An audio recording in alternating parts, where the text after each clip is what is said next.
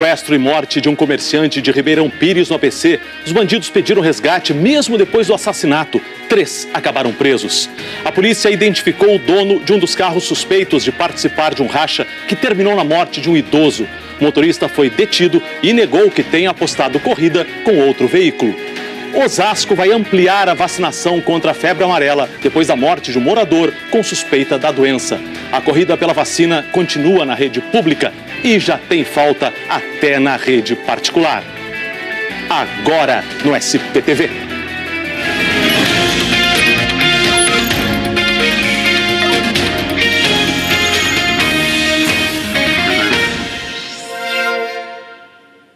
Boa noite. O SPTV começa com a história do sequestro e morte de um comerciante em Ribeirão Pires, no ABC.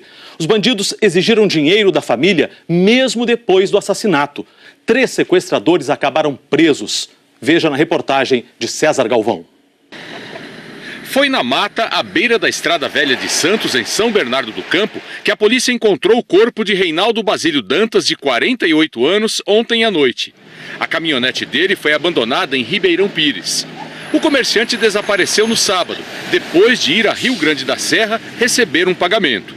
Assustada, a família pediu ajuda da Guarda Municipal de Ribeirão Pires, porque suspeitou que ele tivesse sido sequestrado. Ninguém sabia que o comerciante já estava morto. Mesmo assim, os bandidos pediam dinheiro. Deu para ver que eram amadores, não eram sequestradores, e que tudo levava a crer que realmente eles teriam cometido o homicídio mesmo. O subcomandante da Guarda Civil orientou o filho da vítima a conversar por mensagens de celular com os bandidos. Fingindo que era o comerciante, o sequestrador escreveu para a família: "Não chama a polícia não, eles vão me soltar." O filho respondeu: "Posso dar o dinheiro da prestação do carro." 1 hora depois, o bandido fez novo contato: "Saca o dinheiro que puder da conta." Depois de 30 horas, os sequestradores fizeram uma exigência. O filho do comerciante deveria deixar uma mochila com dinheiro e uma arma aqui no meio desta praça. Um dos bandidos apareceu à noite para pegar o dinheiro. Ele levou a mochila e não percebeu que dentro havia pedras e correu lá para o matagal. Os guardas civis fizeram um cerco e pegaram o primeiro envolvido. A polícia diz que Jefferson de Oliveira, de 25 anos, entregou Fabiana de Marco, que devia dinheiro para o comerciante. Ela também foi presa e disse que Rodrigo Monteiro da Silva, de 28 anos, amigo pessoal da vítima, o terceiro a ser preso, também estava envolvido. A investigada, inclusive, ela fala que ele foi atraído até Rio Grande da Serra, porque naquele local já estava premeditado que ele seria emboscado, né? Foi um crime premeditado. Foi um crime premeditado. A justiça decretou agora há pouco a prisão de outros 6 suspeitos do crime. O tesoureiro de um banco foi feito refém e obrigado a entregar dinheiro para assaltantes hoje de manhã na zona sul da capital. O rapaz foi rendido quando saía de casa para trabalhar. Segundo a polícia, 4 assaltantes amarraram um artefato parecido com explosivos no corpo do funcionário da agência da Caixa Econômica Federal, na Avenida João Dias. Ele foi ameaçado, teve que entrar no cofre e entregar o dinheiro para os bandidos. O Grupo de Ações Táticas Especiais, GAT, foi chamado para desarmar o artefato, que era falso. Um ladrão foi preso. A Caixa não informou o valor roubado e disse em nota que está colaborando com as investigações. A polícia encontrou agora à tarde um dos suspeitos de participar do racha que terminou com a morte de um idoso ontem à noite na Vila Madalena. Ele foi detido e levado para a delegacia. O repórter Renan Fiuza está lá e tem as informações. Renan, boa noite. Kovalik, boa noite, isso mesmo. O suspeito, o motorista, foi trazido aqui para a delegacia por policiais civis que foram buscá-lo no trabalho dele. Ele tem 51 anos, é motorista de caminhão. Em depoimento aqui para o delegado, ele negou qualquer participação nesse acidente, que estaria em alta velocidade, disputando racha e que inclusive teria atropelado o senhor Osvaldo, que acabou morrendo. Ele tinha 79 anos. Agora há pouco, o delegado titular aqui do 23º Distrito de Perdizes divulgou um vídeo do momento exato do acidente. Nesse vídeo dá para ver 2 carros passando em alta velocidade. Um deles acerta o senhor Osvaldo. Segundo o delegado, o motorista estaria muito acima da velocidade permitida. O Osvaldo Morim tinha 79 anos e morava sozinho. Ele voltava da igreja. A faixa de pedestre onde ele foi atropelado ficava bem em frente à casa dele, Kovalik. Obrigado, Renan. E olha, esse começo de ano foi violento no trânsito. A gente vai ver aqui no telão alguns números. O levantamento da nossa apuração aponta que 11 pessoas morreram em acidentes na capital e na região metropolitana desde o dia 1º. 5 foram por atropelamentos. Pedestres como o seu Osvaldo, que a gente acabou de mostrar, e a menina Nicole, de 2 anos. O atropelamento foi pouco antes da hora do almoço na Radial Leste, perto do metrô Bresser. Nicole foi atingida por um ônibus na porta de casa. Quando minha mãe abriu o portão, que eu entreguei a sacola na mão da minha mãe, a Nicole saiu correndo. O ônibus já bateu e ela caiu ali na calçada, bateu na minha mãe também, minha mãe caiu na frente dela. Nicole morreu na hora. A mãe teve uma fratura no ombro. Segundo a polícia, o tacógrafo do ônibus aponta que ele estava a 40 km por hora, abaixo da velocidade máxima permitida no trecho.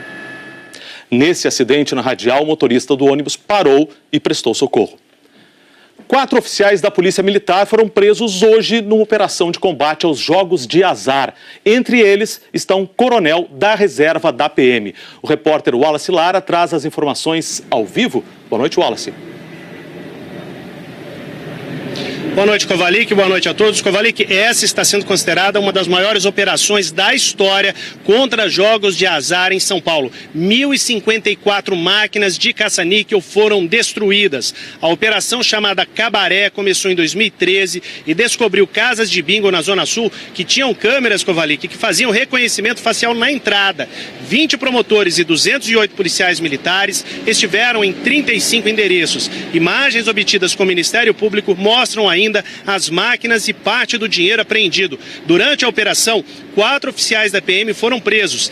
3 tiveram a prisão temporária decretada de 5 dias. O coronel da reserva Luiz Flaviano Furtado foi preso e liberado na audiência de custódia. Kovalik. Obrigado, Wallace. A seguir, depois de uma morte suspeita, Osasco vai ampliar a vacinação contra a febre amarela. E agora, o trânsito, ao vivo a Marginal Pinheiros, na altura da raia da USP. 7h21, o SPTV volta já. SP2 de volta, Osasco vai ampliar a vacinação contra a febre amarela. A decisão foi tomada depois da morte de um rapaz com suspeita da doença na cidade. Em vez de 1, agora 6 postos de saúde de Osasco vão vacinar a população a partir de quarta-feira. A prefeitura vai ampliar os locais de vacinação, mesmo sem saber se irá receber mais doses. Vai haver um filtro, não é uma vacinação indiscriminada. Nós vamos identificar as pessoas que habitam, que residem ou que frequentam áreas de risco. Num alerta internacional, a Organização Pan-Americana de Saúde diz que São Paulo é o estado com maior número de macacos com febre amarela no Brasil e recomenda que a vacinação seja mantida para a população que vive em áreas de risco. A procura pela vacina não tem deixado o estoque da rede particular se recuperar. Pelo último levantamento da Federação das Clínicas do Estado, 7 de cada 10 clínicas não tinham mais a vacina contra a febre amarela. Nessa da Zona Sul, a má notícia já está na porta. Ela me deu o cartão, né, para mim estar ligando para ela, para saber quando vai ter a vacina. E vou aguardar. O telefone aqui não para de tocar, elas não conseguem nem contar quantas pessoas estão ligando para a clínica atrás da vacina contra a febre amarela. O último lote que essa clínica recebeu foi na semana passada e acabou em 3 dias, uma quantidade que daria para pelo menos 2 meses. No Instituto Emílio Ribas, referência em doenças infecto-contagiosas, a espera pela vacina chega a 2 meses. Nas UBSs de São Bernardo do Campo e da Sé, aqui na capital, hoje foi mais um dia de longas filas. Não é certo medo, a população talvez deixe a gente meio assim, ansioso, então vamos fazer o que todo mundo está fazendo. Não há necessidade de correria, o que é muito importante. Quem for viajar e quem mora na área de risco, isso é o mais importante. Não deixe de tomar a vacina contra a febre amarela. A vacina contra a febre amarela na rede particular custa em torno de R$200. Previsão do tempo. Boa noite, Helena Marques. Boa noite, Kovalik, a todos. O dia começou frio, esquentou, e agora? Olha, hoje não deve chover mais, agora as temperaturas variaram muito, olha só, chegaram a 27 graus lá em São Bernardo do Campo e a 31 graus no Butantã. E amanhã? Bom, amanhã pode chover já de manhã, uma chuva fraca e a partir da tarde temporais isolados, até por causa do calor. Nós vamos durante a semana com pouca chuva, mas quando essa chuva vier pode ser uma chuva forte, até porque será uma semana bem quente, Kovalik. Obrigado. De nada. Boa noite. As regras do carnaval de rua na Vila Madalena e o trânsito, Avenida Paulista, 7h28, o SPTV volta já. SP2 de volta, a Polícia Federal indiciou o ex-prefeito de São Paulo, Fernando Haddad, do PT, pelo crime de Caixa 2 na campanha eleitoral de 2012. A reportagem é do Bruno Tavares. A sede da UTC funcionava neste prédio na época das negociações. Foi pouco depois das eleições de 2012. Ricardo Pessoa, sócio da empreiteira, contou ter recebido a visita de João Vacari Neto, então tesoureiro do PT.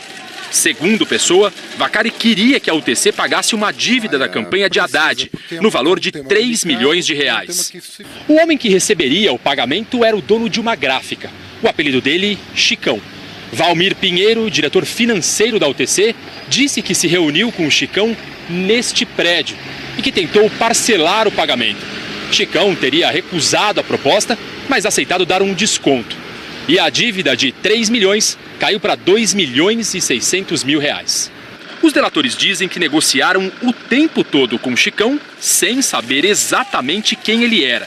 A investigação descobriu que se tratava de Francisco Carlos de Souza, ex-deputado estadual pelo PT, e que era ele quem buscava o dinheiro pessoalmente neste prédio, no Itaim Bibi, na Zona Oeste, no escritório do doleiro Alberto Youssef, delator e um dos principais personagens da Lava Jato. As gráficas investigadas aparecem na prestação de contas da campanha de Haddad, mas os valores declarados são menores que os 2 milhões e 600 mil reais que a UTC diz ter pago a Chicão. O coordenador da campanha era Chico Macena. No que diz respeito a Fernando Haddad, o relatório da polícia usa como prova da ciência do ex-prefeito um vídeo publicado no final de 2016, em que ele pede ajuda para quitar dívidas da campanha à reeleição. O delegado diz que, embora o referido vídeo não faça prova cabal de que Fernando Haddad possuía ciência do valor pago à gráfica em 2012, porque diz respeito à campanha de 2016, constitui significativo elemento indiciário de que o candidato a prefeito tem pleno conhecimento de quem foram os prestadores de serviço de sua última campanha, bem como os valores dos serviços contratados. E que, por isso, é intuitivo que também tenha ocorrido em relação à eleição de 2012. A assessoria de Fernando Haddad acredita que a ação será bloqueada pela Justiça porque o delegado federal não considerou o depoimento do dono da gráfica, que negou ter recebido recursos da UTC para quitar dívida de campanha. A defesa de Chico Macena, o coordenador suspeito de Caixa 2, disse que a prestação de contas da campanha atendeu a todas as exigências legais. Os advogados de João Vacari Neto disseram que ele nunca se encontrou com Ricardo Pessoa para pedir doação e que Vacari era o tesoureiro nacional do PT, não tendo responsabilidade sobre débitos de campanhas municipais. Nós não conseguimos contato com o ex-deputado Francisco Carlos de Souza. Carnaval 2018, uma reunião entre Prefeitura, Ministério Público, representantes de blocos e moradores da Vila Madalena definiu como vai ser o carnaval no bairro este ano.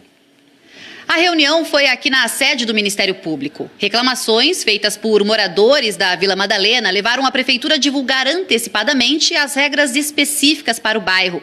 Elas valem durante o período oficial do Carnaval de Rua, que vai de 3 a 18 de fevereiro.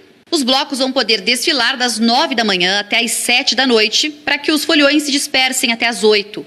Os ambulantes só poderão vender os produtos até as 8. 19 desfiles estão marcados na vila. Na reunião, os moradores do bairro reclamaram da presença dos ambulantes, que, segundo eles, prejudicam o comércio local. Eles também gostariam que a dispersão dos blocos fosse mais cedo, o que não foi aprovado. Só na próxima semana a Prefeitura vai divulgar o trajeto de todos os blocos da cidade. O SPTV termina aqui. Para rever as reportagens, é só ir ao Globoplay. As notícias do Brasil e do mundo estão no Jornal Nacional às 8h30. Uma boa noite e até amanhã.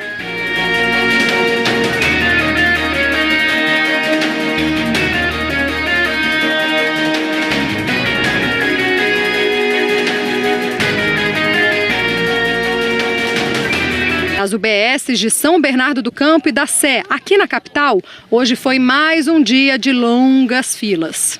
Não é certo medo, a população talvez deixe a gente meio assim, ansioso, então vamos fazer o que todo mundo está fazendo. Não há necessidade de correria, o que é muito importante. Quem for viajar e quem mora na área de risco, isso é o mais importante. Não deixe de tomar a vacina contra a febre amarela. A vacina contra a febre amarela na rede particular custa em torno de R$200. Previsão do tempo. Boa noite, Helena Marques. Boa noite, Kovalik, a todos. O dia começou frio, esquentou e agora? Olha, hoje não deve chover mais, agora as temperaturas variaram muito, olha só, chegaram a 27 graus lá em São Bernardo do Campo e a 31 graus no Butantã. E amanhã? Bom, amanhã pode chover já de manhã, uma chuva fraca e a partir da tarde temporais isolados, até por causa do calor. Nós vamos durante a semana com pouca chuva, mas quando essa chuva vier pode ser uma chuva forte, até porque será uma semana bem quente, Kovalik. Obrigado. De nada. Boa noite. As regras do carnaval de rua na Vila Madalena e o trânsito, Avenida Paulista, 7h28, o SPTV volta já.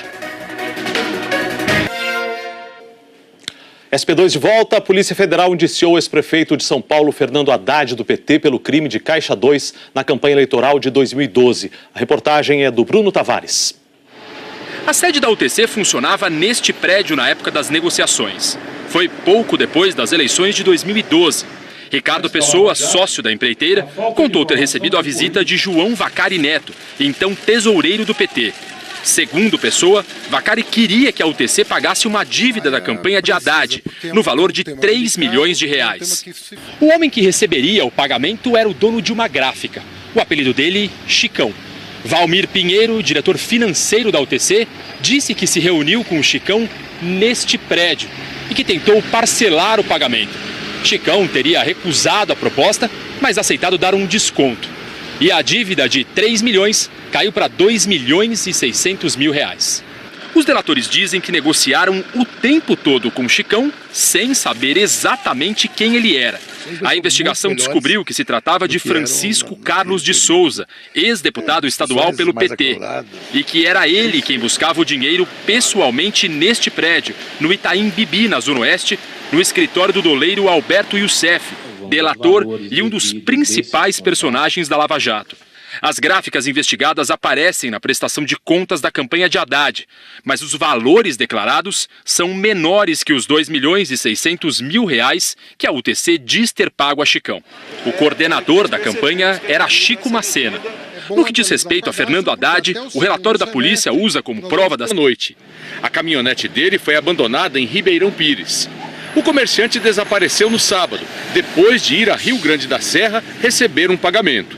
Assustada, a família pediu ajuda da Guarda Municipal de Ribeirão Pires, porque suspeitou que ele tivesse sido sequestrado. Ninguém sabia que o comerciante já estava morto. Mesmo assim, os bandidos pediam dinheiro. Deu para ver que eram amadores, não eram sequestradores, e que tudo levava a crer que realmente eles teriam cometido o homicídio mesmo. O subcomandante da Guarda Civil orientou o filho da vítima a conversar por mensagens de celular com os bandidos. Fingindo que era o comerciante, o sequestrador escreveu para a família: "Não chama a polícia não, eles vão me soltar." O filho respondeu: "Posso dar o dinheiro da prestação do carro." 1 hora depois, o bandido fez novo contato: "Saca o dinheiro que puder da conta." Depois de 30 horas, os sequestradores fizeram uma exigência. O filho do comerciante deveria deixar uma mochila com dinheiro e uma arma aqui no meio desta praça. Um dos bandidos apareceu à noite para pegar o dinheiro. Ele levou a mochila e não percebeu que dentro havia pedras e correu lá para o matagal. Os guardas civis fizeram um cerco e pegaram o primeiro envolvido. A polícia diz que Jefferson de Oliveira, de 25 anos, entregou Fabiana de Marco, que devia dinheiro para o comerciante. Ela também foi presa e disse que Rodrigo Monteiro da Silva, de 28 anos, amigo pessoal da vítima, o terceiro a ser preso, também estava envolvido. A investigada, inclusive, ela fala que ele foi atraído até Rio Grande da Serra, porque naquele local já estava premeditado que ele seria emboscado, né? Foi um crime premeditado. Foi um crime premeditado. A Justiça decretou agora há pouco a prisão de outros 6 suspeitos do crime. O tesoureiro de um banco foi feito refém e obrigado a entregar dinheiro para assaltantes hoje de manhã na zona sul da capital. O rapaz foi rendido quando saía de casa para trabalhar. Segundo a polícia, 4 assaltantes amarraram um artefato parecido com explosivos no corpo do funcionário da agência da Caixa Econômica Federal na Avenida João Dias. Ele foi ameaçado, teve que entrar no cofre e entregar o dinheiro para os bandidos. O Grupo de Ações Táticas Especiais, GAT, foi chamado para desarmar o artefato, que era falso. Um ladrão foi preso. A Caixa não informou o valor roubado e disse em nota que está colaborando com as investigações. A polícia encontrou agora à tarde um dos suspeitos de participar do racha que terminou com a morte de um idoso ontem à noite na Vila Madalena. Ele foi detido e levado para a delegacia. O repórter Renan Fiuza está lá e tem as informações. Renan, boa noite. Kovalik, boa noite, isso mesmo. O suspeito, o motorista, foi trazido aqui para a delegacia por policiais.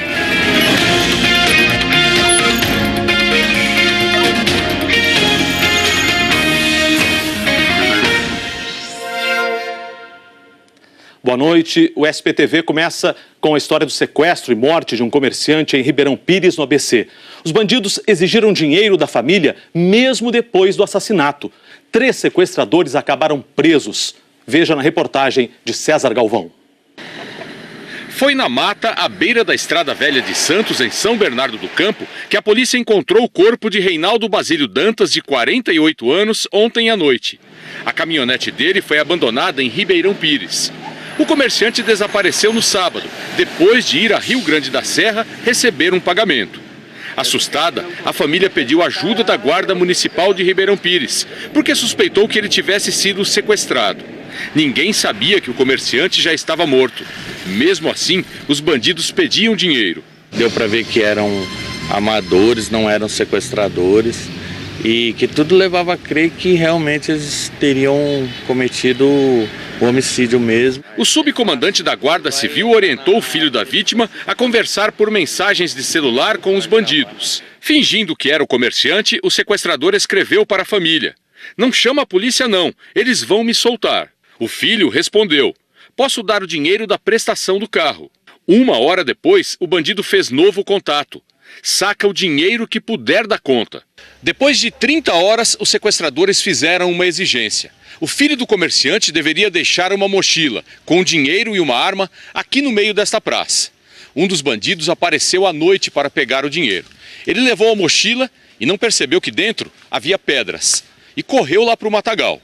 Os guardas civis fizeram um cerco e pegaram o primeiro envolvido. A polícia diz que Jefferson de Oliveira, de 25 anos, entregou Fabiana de Marco, que devia dinheiro para o comerciante. Ela também foi presa e disse que Rodrigo Monteiro da Silva, de 28 anos, amigo pessoal da vítima, o terceiro a ser preso, também estava envolvido. A investigada, inclusive, ela fala que ele foi atraído até Rio Grande da Serra, porque naquele local já estava premeditado que ele seria emboscado, né? Foi um crime premeditado. Foi um crime premeditado. A Justiça decretou agora há pouco a prisão de outros 6 suspeitos do crime. O tesoureiro de um banco foi feito refém e obrigado a entregar dinheiro para assaltantes hoje de manhã na zona sul da capital. O rapaz foi rendido quando saía de casa para trabalhar. Segundo a polícia, 4 assaltantes amarraram um artefato parecido com explosivos no corpo do funcionário da agência da Caixa Econômica Federal na Avenida João Dias. Ele foi ameaçado, teve que entrar no cofre e entregar o dinheiro para os bandidos. O Grupo de Ações Táticas Especiais. A decisão foi tomada depois da morte de um rapaz com suspeita da doença na cidade. Em vez de 1, agora 6 postos de saúde de Osasco vão vacinar a população a partir de quarta-feira. A prefeitura vai ampliar os locais de vacinação, mesmo sem saber se irá receber mais doses. Vai haver um filtro, não é uma vacinação indiscriminada. Nós vamos identificar as pessoas que habitam, que residem ou que frequentam áreas de risco.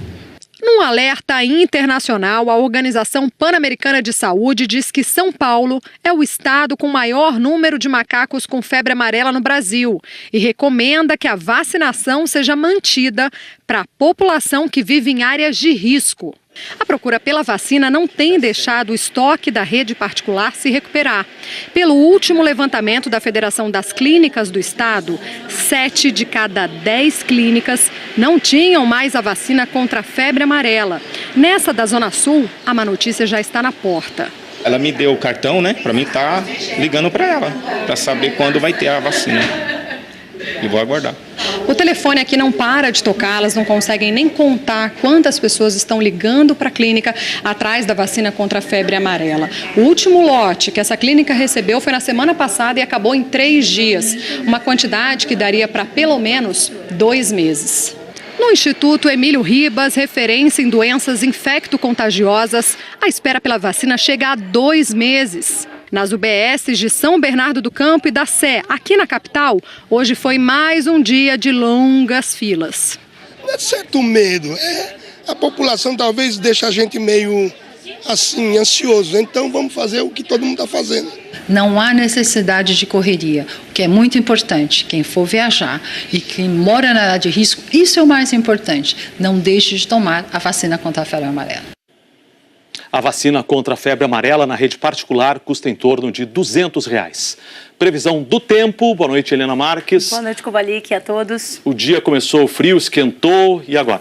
Olha, hoje não deve chover mais, agora as temperaturas variaram muito, olha só, chegaram a 27 graus lá em São Bernardo do Campo e a 31 graus no Butantã. E amanhã? Bom, amanhã pode chover já de manhã, uma chuva fraca e a partir da tarde temporais isolados, até por causa do calor. Nós vamos durante a semana com pouca chuva, mas quando essa chuva vier pode ser uma chuva forte, até porque será uma semana bem quente, Kovalik. Obrigado. De nada. Boa noite. As regras do carnaval de rua na Vila Madalena e o trânsito, Avenida Paulista, 7h28, o SPTV volta já. SP2 de volta, a Polícia Federal indiciou o ex-prefeito de São Paulo, Fernando Haddad,